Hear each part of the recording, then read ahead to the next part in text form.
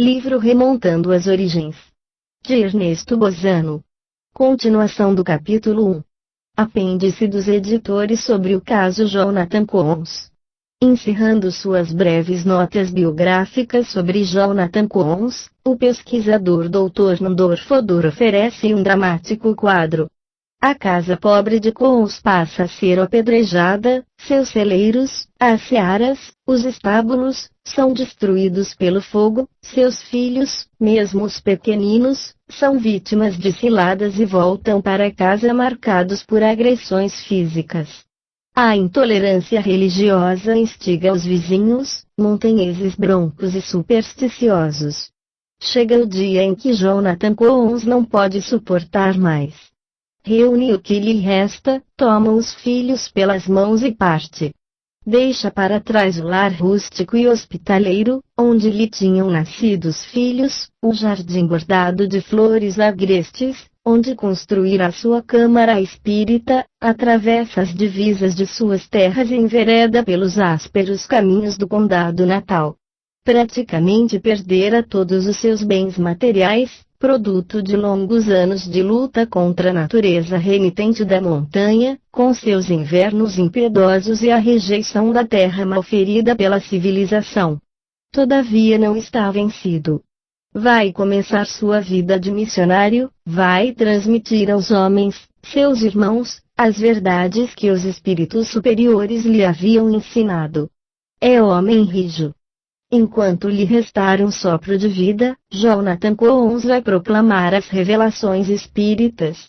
De aldeia em aldeia, de cidade em cidade, a família Coons vai oferecer sua mediunidade ao exame do público, sem jamais receber a paga de um simples penny.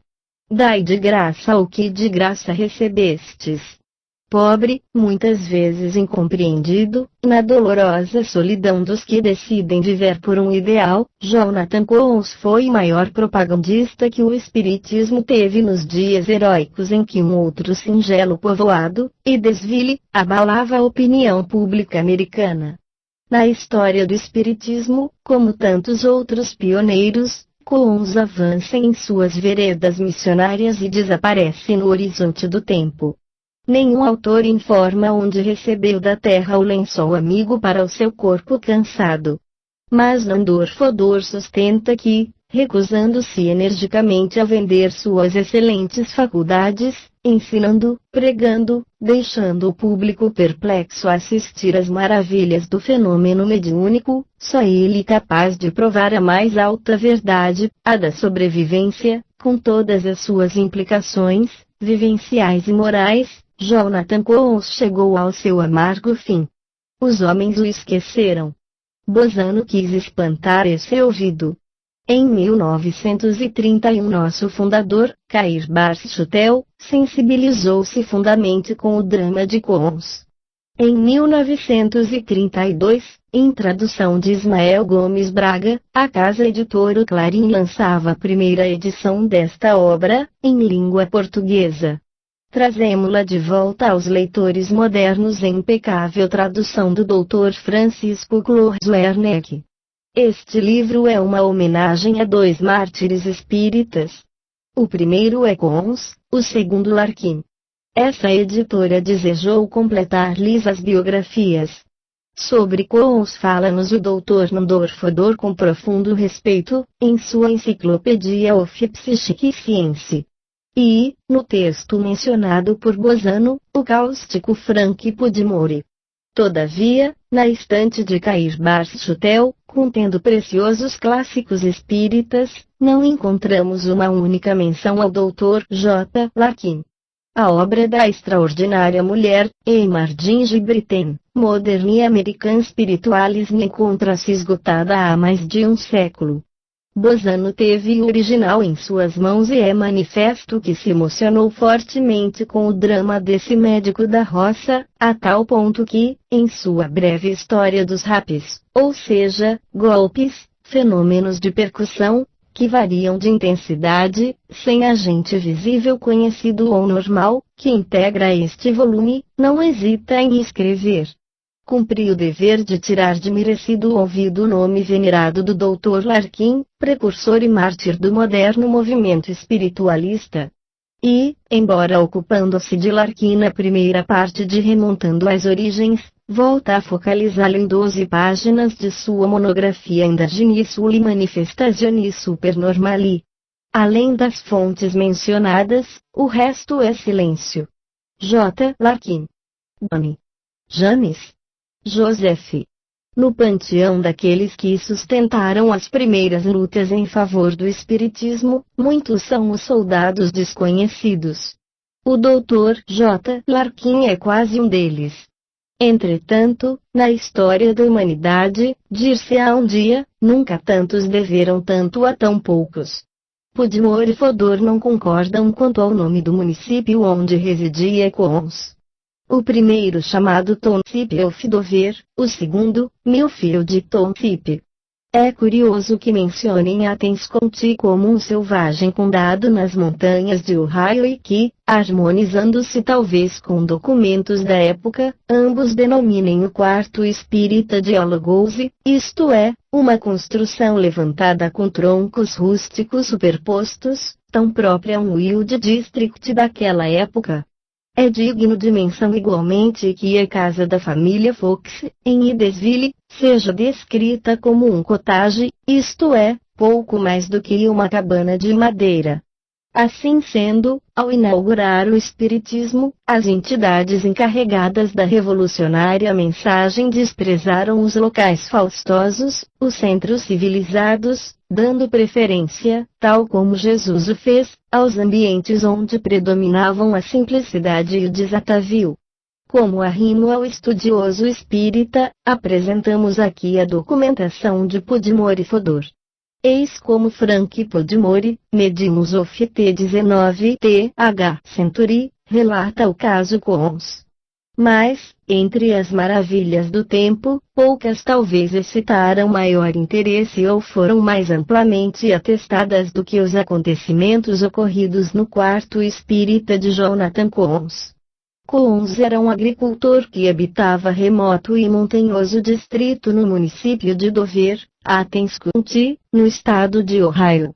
No início de 1852 interessou-se pelo movimento espírita. Foi-lhe revelado em uma sessão que todos os seus 8 filhos, e ele próprio em alto potencial, eram médiuns dotados de especial força mediúnica.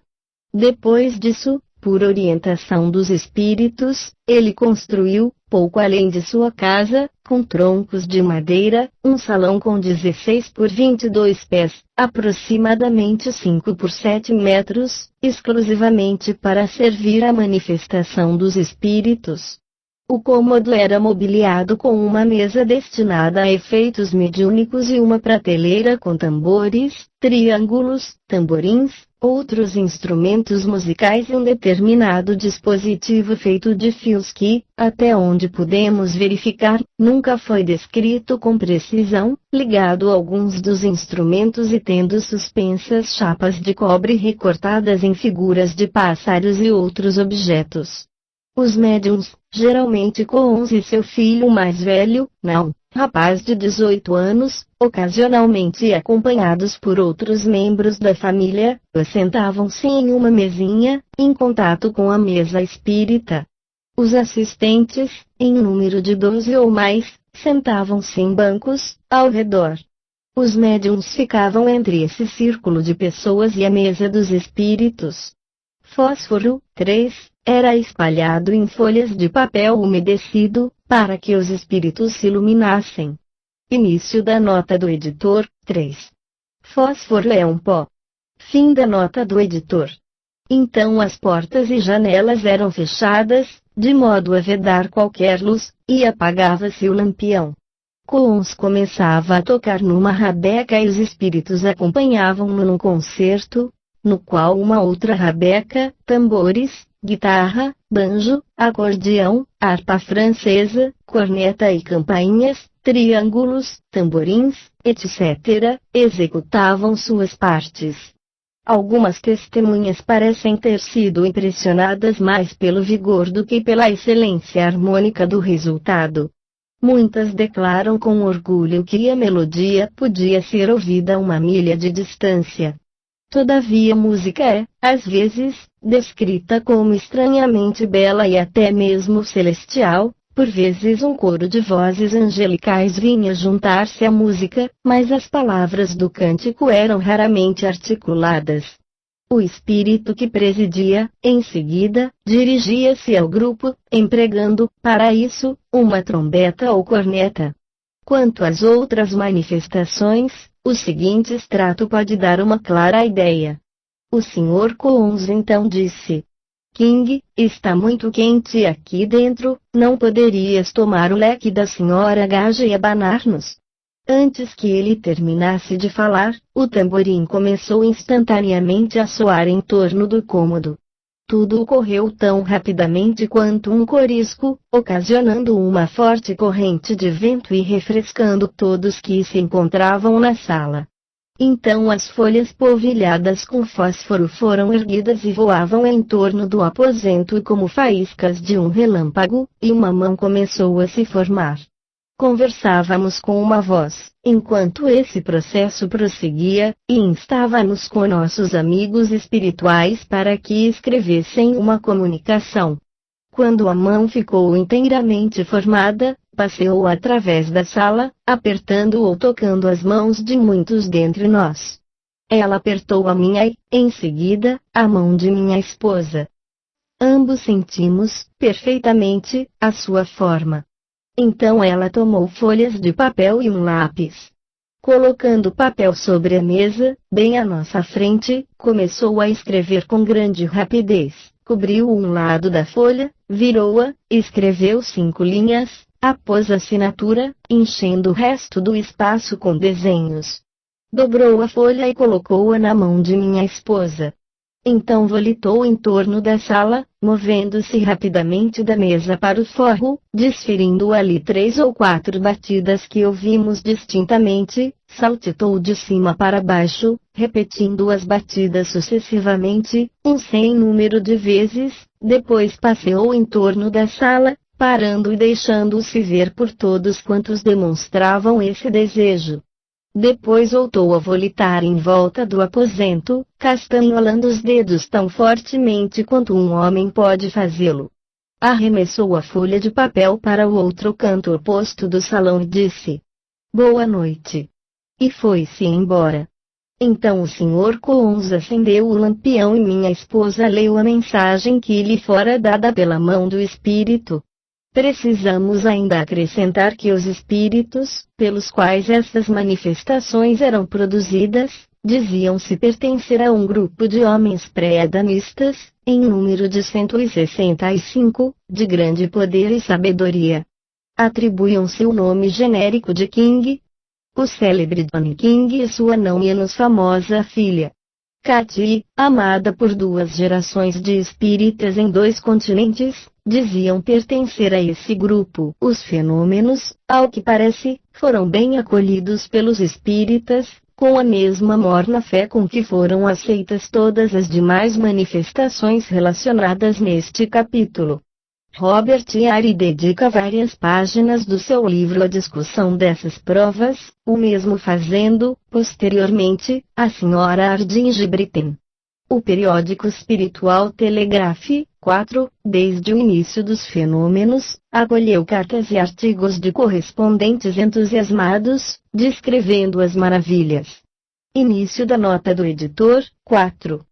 Spiritual Telegraph, 1852 a 1860, semanário americano fundado por S. B. Brittan e Charles Partridge.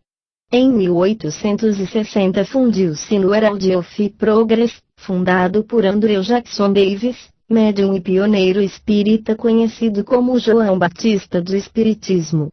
Fim da nota do editor. Finalmente, um dos seus editores, Charles Partridge, em maio de 1855, viajou para Dover, assistiu a várias sessões e registrou suas experiências em uma carta que ocupou vasto espaço nas colunas do jornal. No livro Traité complète do magnétisme animal, Paris, 1856, do Potet, o autor menciona uma sessão assistida pelo Dr. J. Bartet, com a família Cons. Nessa ocasião, como um cumprimento à nacionalidade dos visitantes, uma das mensagens continha algumas palavras em francês. No livro Traité complète du magnétisme animal, Paris, 1856, página 517. O Dr. Nandor Fodor não tem as reticências e as leves ironias de Frank Pudmore. O seu relato é o seguinte: Jonathan Cons foi um dos primeiros médiuns norte-americanos. Era um próspero agricultor em Millfield Township, Athens County, um selvagem distrito de Ohio. Interessou-se pelo espiritismo em 1852. Em uma sessão foi-lhe dito que era um dos mais poderosos médiuns da Terra e que todos os seus 8 filhos, desde o pequenino de 7 meses, tinham dons mediúnicos. Cons construiu uma cabana de troncos de árvores com 16 por 12 pés, uma única sala, para uso dos espíritos e equipou-a com todos os instrumentos imagináveis, capazes de fazer barulho. Essa cabana logo tornou-se famosa e pequenas multidões demandavam de longas distâncias para presenciar a grande variedade de curiosos fenômenos que ali ocorriam. O mais velho dos filhos, não, de 18 anos, sentava-se numa mesa espírita e assistência em bancos ao redor. Quando as luzes eram extintas, ouvia-se um pavoroso estrondo, o qual, muitas vezes, repercutia uma milha de distância. Violentas manifestações de força logo se registravam sem que, contudo, nenhum dos presentes sofresse comoção ou ferimento pelos objetos que saraivavam, ou fosse alvejado pelas balas de pistolas deflagradas. Os assistentes eram tocados por mãos materializadas, as quais, à luminosidade de papéis impregnados de fósforo, eram vistas carregando objetos. Rostos de espíritos eram também vistos e, através de uma trombeta, que volitava no ar, vozes dirigiam-se aos presentes, chamando-os pelos nomes, mesmo quando estes ocultavam sua identidade. Parentes e amigos davam, dessa maneira, provas de sua sobrevivência. O círculo era orientado por um grupo de espíritos que se diziam em número de 165. Afirmavam pertencer a uma raça de homens conhecidos sob o nome genérico de Adão, Terra Vermelha, antecedendo o Adão mencionado na teologia, em centenas de anos. Seus líderes seriam os mais antigos anjos. Um deles, que conduzia os trabalhos mais de perto, era chamado Ores. Geralmente assinavam as comunicações escritas com o nome de King, 2, 3, etc., outras vezes como servo ou aprendiz de Deus. À frente deles encontrava-se o King, Donnie, a respeito do qual, em outros episódios da história do Espiritismo, alegou-se ter sido Henry Morgan, pirata e, mais tarde, governador da Jamaica. 2 ou 3 milhas distante, havia outra fazenda solitária, pertencente a um tal Donnie Tipi. Tipi construíra uma câmara espírita sob o mesmo planejamento. As manifestações ocorridas com a família Tipi eram idênticas às observadas na cabana dos Cons. Ambos possuíam um aparelho que consistia num complexo dispositivo de zinco e cobre, construído, alegava-se, com o propósito de coletar e enfocar a aura magnética usada nas demonstrações. Os Tipis tinham 10 filhos, todos médiums. O Dr. Everett, de Athens County, que investigou os fenômenos ocorridos com os Cons, publicou as mensagens dos espíritos sob o título de Communications from Angels e fez imprimir um grande número de testemunhos testificando as ocorrências na Câmara Espírita e, além disso, uma espécie de mapa geográfico desenhado por Cons, em transe, o qual situava zonas do mundo espiritual. Charles Partridge, quando de sua visita à América, escreveu no Spiritual Telegraph, em 1855. Os quartos espíritas comportam, cada um, cerca de 20 ou 30 pessoas. Depois que a sessão é aberta e as luzes são extintas, uma tremenda batida é desferida pela banqueta do tambor. Imediatamente os tambores baixo e tenor soam com sobrenatural poder, como que chamando para a revista de tropas, produzindo centenas de ecos. O ruflar desses tambores, rápido e tremendamente forte, é terrificante para muitas pessoas.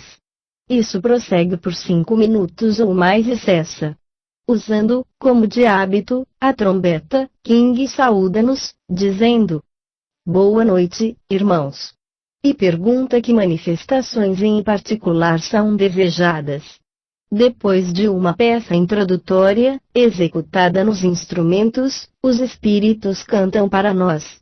Antes disso pedem que permaneçamos perfeitamente silenciosos. Depois ouvimos vozes humanas cantando, aparentemente muito à distância, de modo que são vagamente audíveis.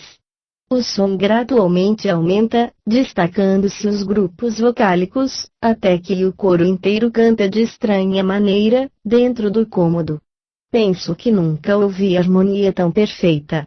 Muitas vezes, em nossa presença, mãos e braços de espíritos formam-se, com o auxílio de uma solução de fósforo preparada a pedido deles pelo Sr. Cons, são vistos tão distintamente quanto se estivessem expostos à plena luz. Eis como, no original, o Dr. Nandor deixa o ponto final na história da família Cons. Finalmente, eles deixam o distrito e se lançam em perambulações missionárias, durante vários anos. Sua mediunidade foi oferecida gratuitamente ao público e assim eles prestaram um grande serviço de propaganda à causa do alvorecer do espiritualismo americano.